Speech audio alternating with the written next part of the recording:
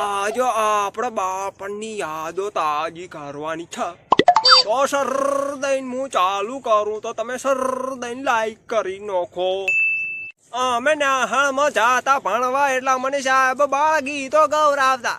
જેવા ગૌરાવતા દેખો મુના મારી બાન પાડી બા મેંદી લેવા જાતા.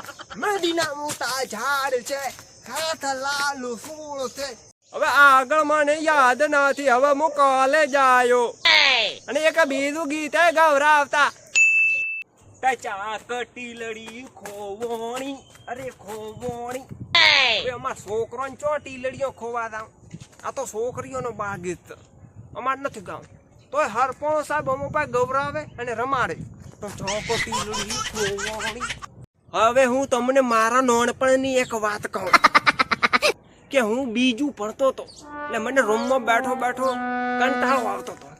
મને ઈચ્છા થઈ કે હું ઘરે જઈને મોટો પતલો દેખો કે સાહેબ રૂમમાંથી દરેક બારે જાય એમ હું દોડી જાઉં.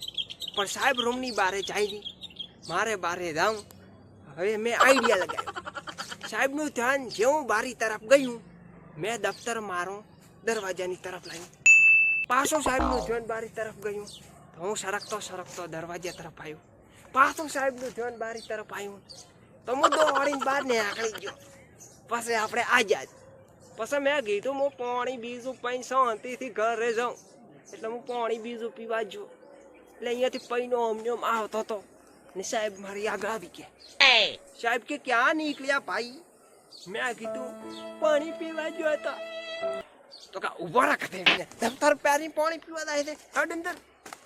પછી હું અંદર રાતો ઉઠ્યો મારું મોટું પતલું ન દેખાણું. એમ તો બાળપણની યાદો ખૂબ છે. બધી વાતો ક્યારે તમને કેવી. હાલ તો આટલી કહું છું. તમે લાઈક સબસ્ક્રાઇબ કરજો તો આગળ વિડીયો મેળશો.